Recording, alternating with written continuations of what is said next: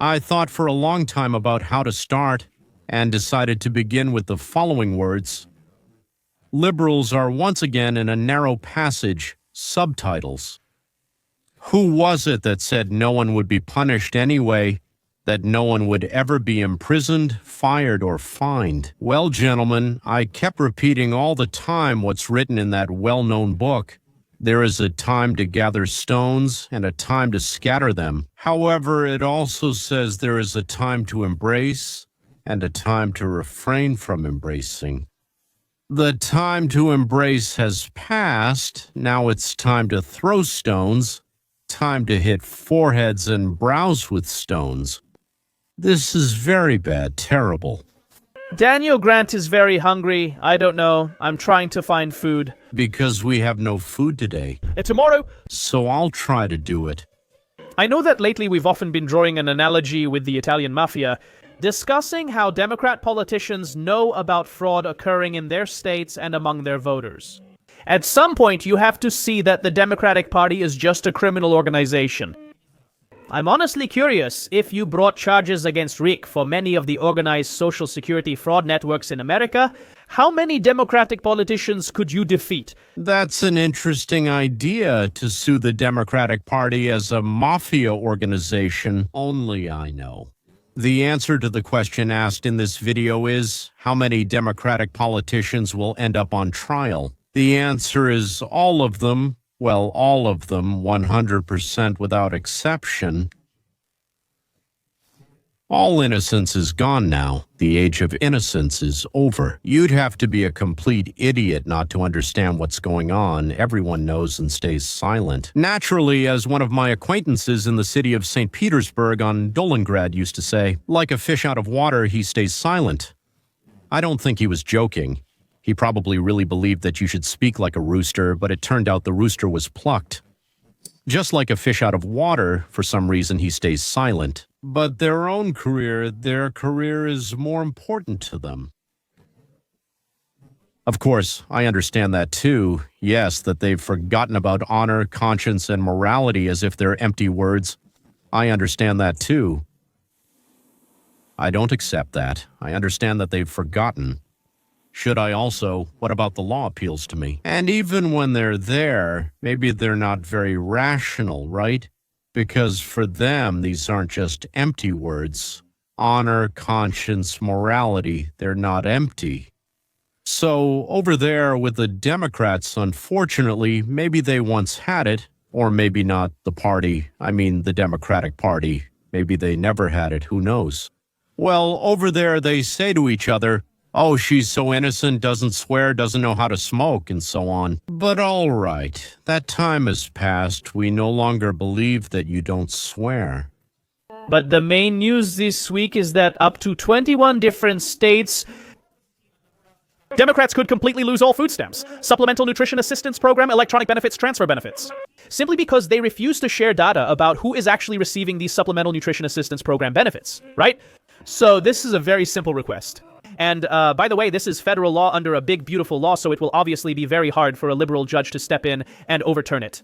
And in the end, if the federal government is funding something and there's construction and laws against fraud, it shouldn't be such a difficult requirement.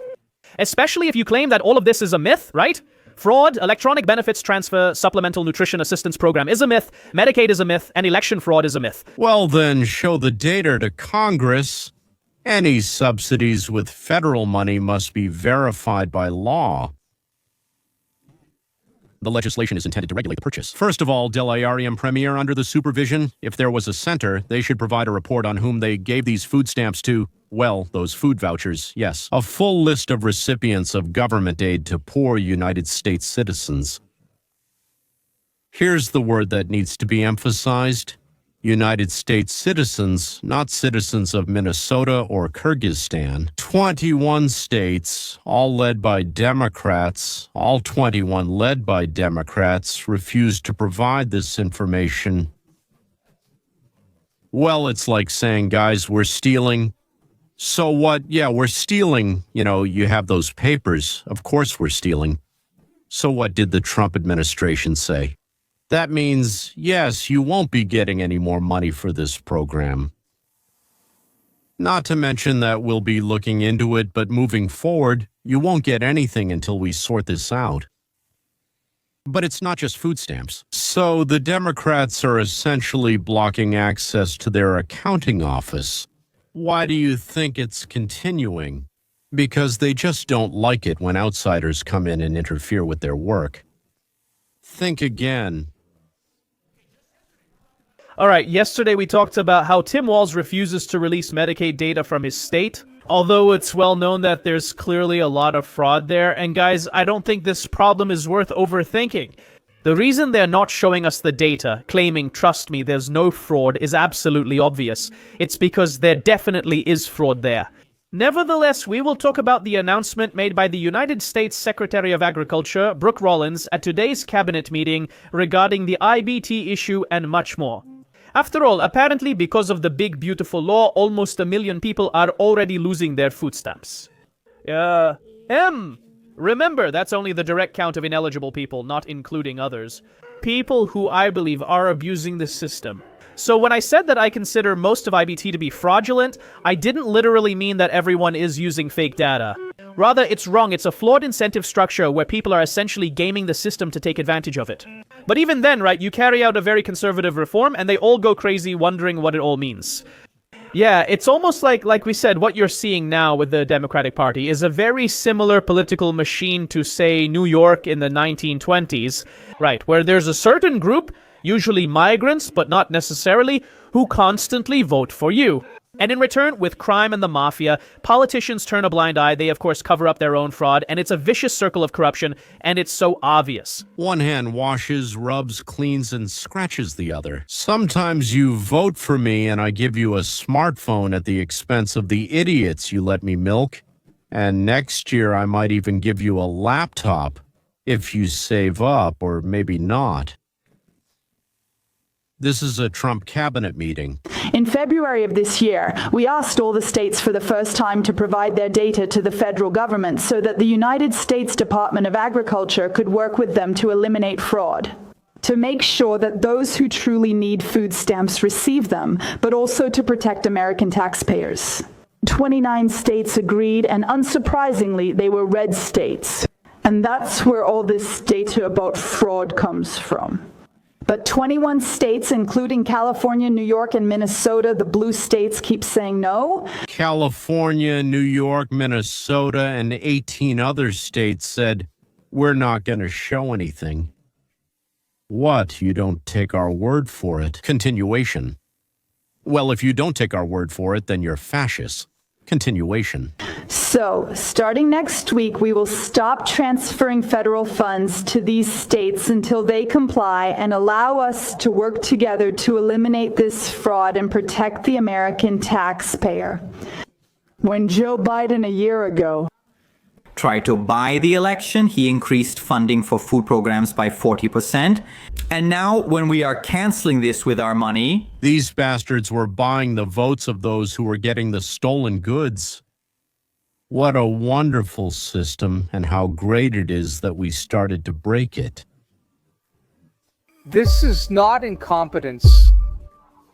You can't allow more than $1 billion to pass through a state government under your control, be handed over to criminals and sent to terrorists abroad without some kind of complicity in it. The scandal involving alleged large-scale fraud throughout the state of Minnesota is keeping politicians and residents of the state on edge. This happened after prosecutors charged dozens of people with stealing hundreds of millions of dollars from state programs. the scale of the fraud is such that the United States Attorney's Office stated that, in their opinion, entire government programs had more fraudulent claims than legitimate ones.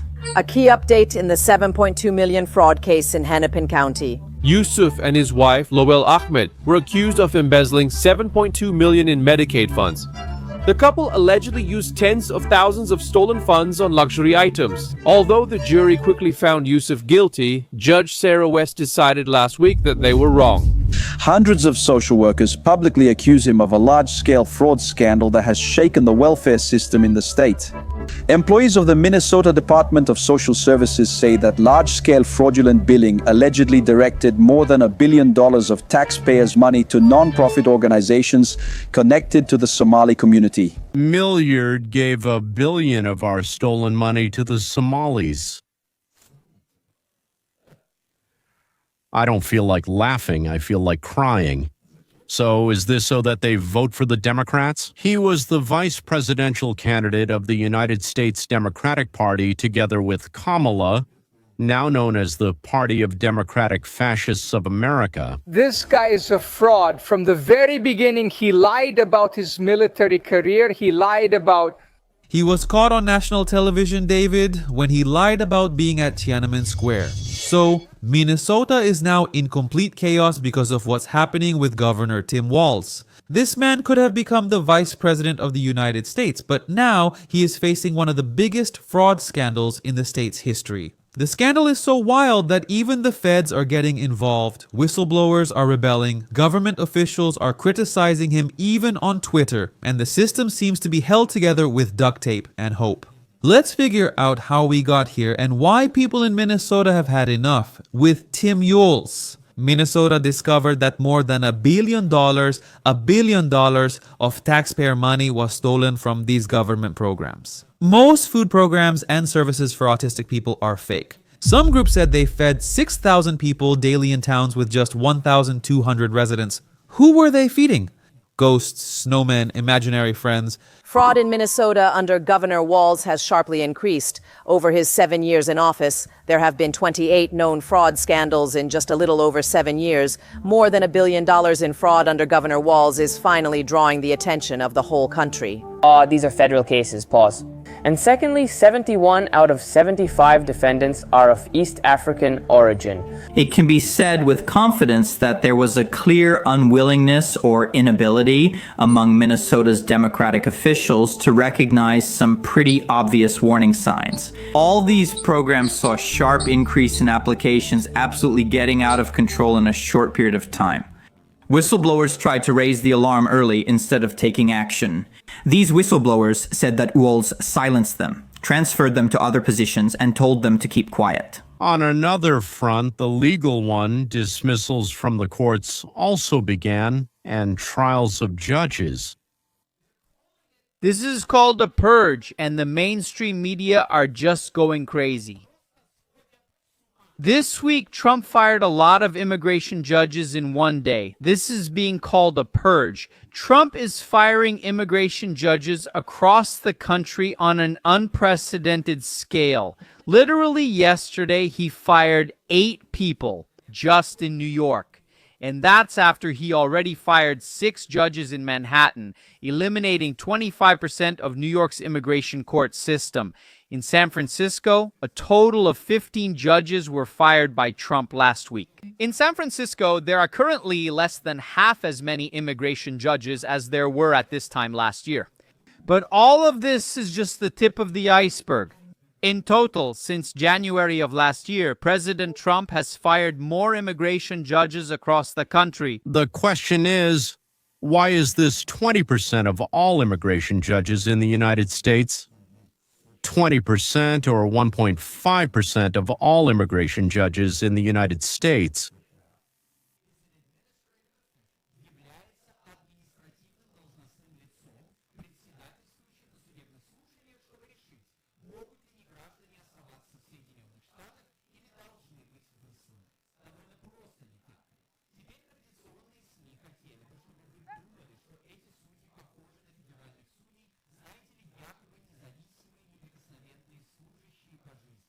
That's a blatant lie. They're lying to you when they refer to this, and the mainstream media knows it. They know they're lying. Immigration judges aren't considered federal judges. Under Article 3, right? Article 3 of the Constitution deals with the judiciary. They don't fall under Article 3. They're Article 3 judges, which relates to the executive branch. They work in the Executive Office for Immigration Review, which is part of the Department of Justice. So, their immediate supervisor is Attorney General Pam Bondi, and who, tell me, Pam Milost, is Pam Bondi's own supervisor. Who could fire Pam Bondi if someone suddenly wanted to? Yes, the President of the United States, Donald J. Trump. These judges, they are employees of the Department of Justice. They are not elected or appointed through the Senate or anything like that. They are employees of the Department of Justice, and they handle cases that the Department of Justice assigns or refers to them. The workload of immigration courts has almost tripled in just 4 years. Yes, you heard that right, tripled. It increased from 1.3 million pending cases in 2020 to 3.7 million by the end of 2024. Almost 4 million cases remain unprocessed. That means people either need to be deported or allowed to stay, but no one is doing that. No one is making a decision. And so 4 million people are in the country without any status. The average waiting time. Are you ready to hear this? The average waiting time for a migrant to get a court hearing is almost 4 years. An illegal immigrant is given a court date in 4 years, 7 months, 3 days, and 4 hours. And in the meantime, go hang around our streets and cities, do whatever you want. And in New York, they're now scheduling court dates for, you'll be surprised, the year 2030. Well, thank God it's not the end, just the middle. But for now, go wander around America, get food stamps, get free health care, get money, get your rent paid. And in 2030, well, if we don't sort it out by then, we'll deal with it. Maybe. Is the Trump administration just firing judges? No, it's not like that at all. They're doing something else that is driving the left into absolute panic. President Trump isn't just firing judges across the country, he's replacing them with people who will actually enforce the law. The Department of Homeland Security. Yes, you heard that right. The Department of Homeland Security itself is now actively recruiting people they call deportation judges. So we've gone from the Secretary of Defense to the Secretary of War, right? Now we're moving from immigration judges to deportation judges, and these positions offer up to $200,000 a year in salary with the possibility of remote work. And the new judges they're hiring all come from the immigration field. They come from the Federal Civil Service. They don't come from some human rights organization or some non-governmental organization that's trying in every way to keep illegal migrants in the country. A review conducted by the New York Times regarding 11 new judges found that not a single one of them had experience defending immigration cases. Trump's people identified judges who were using tricks and delays to slow down the deportation process, and 100 have already been fired. And there are another 400 who have been partially checked and are still under investigation. I suspect that another 100 to 200 or more will be fired. Because from my point of view, they betrayed their homeland for the sake of ideology. That's exactly what they did. They betrayed their homeland for ideology. Homeland or ideology, the future of your children or your own pocket. Today, they choose their own pocket. Today, the mayor of Little Somalia, that is Minneapolis, just apologized to the Somali community for the federal government interfering with their looting of Minnesota taxpayers. Both he and the police chief are begging for forgiveness and swear they will never cooperate with immigration and customs enforcement while Donald Trump is tightening measures in the city. And the most provocative part of the mayor's statement that Minneapolis is now a fortress of Somalia is that he does this while speaking in Somali. As always, like and subscribe to the channel. But let's start by listening to Donald Trump. This will give us the right context for the rest of the video. Their country is disgusting and we don't want them here. I could say that about other countries too. I can say that about other countries. We don't want them helping. We need to rebuild our country. You know, our country is on the verge of a turning point. Everything could go wrong. We're at a breaking point.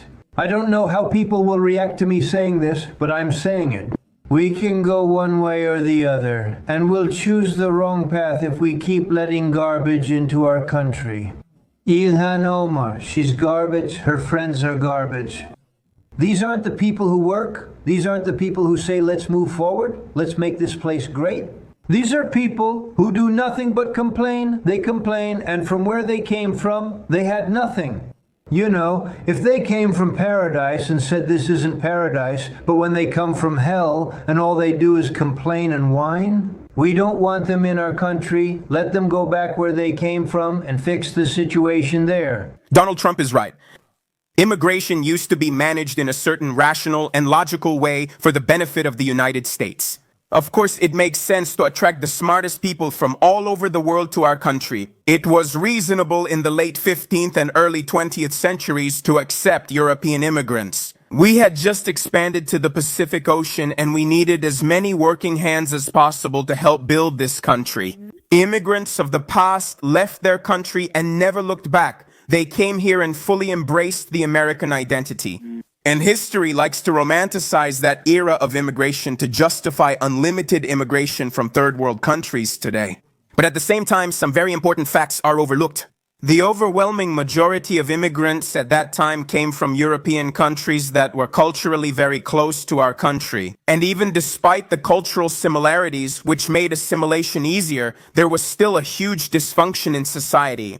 We passed the amendment prohibiting alcohol because public opinion believed that Irish immigrants were a bunch of drunks destroying the country, and Italian immigrants brought the mafia with them. It was far from as rosy and cloudless as immigration supporters claim, and today immigration is just a way to demonstrate one's virtue, to boast and show our boundless capacity for compassion, inclusivity, and tolerance. Immigrants of past years were expected to be productive, useful, and self-sufficient. They had no access to government assistance. Modern immigrants come from the poorest, most culturally backward places, wave their flags, complain, and criticize America. At every turn, they demand government assistance from the very first day in our country and then never give it up. That's why the mayor of Minneapolis apologizes to the Somalis in their native language. To our Somali community.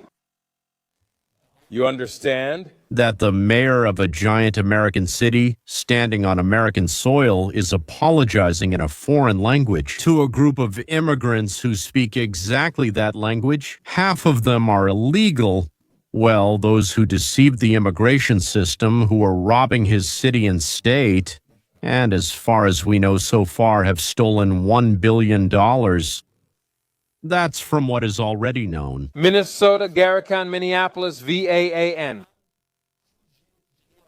Minnesota, mainly Minneapolis. I just want to say this very clearly and unambiguously. I just want to be absolutely honest with you without holding anything back. That was him at the press conference where he and a group of city officials responded to Donald Trump sending immigration and customs enforcement to Minneapolis. But he doesn't stop there. Then he holds another press conference in the Somali neighborhood in Minneapolis and repeats his actions, only worse. Look, my name is Yarub Faray, Jake Frey, mayor of Minneapolis. To all residents, especially Somalis living in Minnesota, particularly in Minneapolis, we love you. We will always be with you. Our Somali brothers and sisters living here in Minneapolis and Minnesota, we love you. We support you.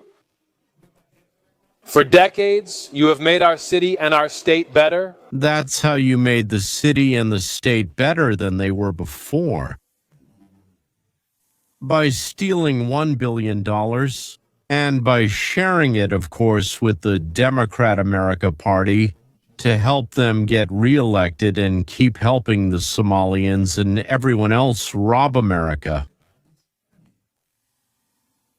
Don't forget to subscribe, ladies and gentlemen, and click the bell so you'll get notifications about new videos, which I hope you'll find interesting to watch. And we also have technical expenses, and we ask those who can to subscribe as sponsors. It's $4 a month. Well, if you want, you can give more, but $4 is our minimum rate, yes. Another important message for United States residents. If you send us a donation, yes, in the amount of $200 or more, we will send you a document for tax deduction. We have this right. We receive this right from the government. If someone gives us a donation, we are allowed to let you deduct it from your taxes. That's all for now. Goodbye and see you next time.